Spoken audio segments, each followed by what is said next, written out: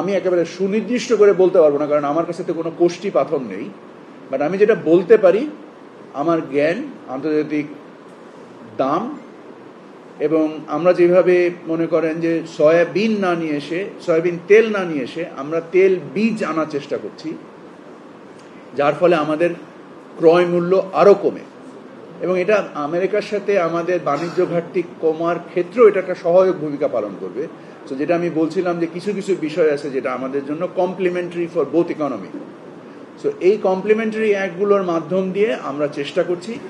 আপনি পেঁয়াজের দামের ক্ষেত্রে সঠিক বলেছেন যে বাজারে পেঁয়াজের দাম বাড়ছে। দেশি পেঁয়াজের দাম গত 4-5 দিনে প্রায় 10 টাকা বেড়ে গিয়েছে, যদিও পেঁয়াজের এখন মৌসুম, বা কিছু মজুত হচ্ছে।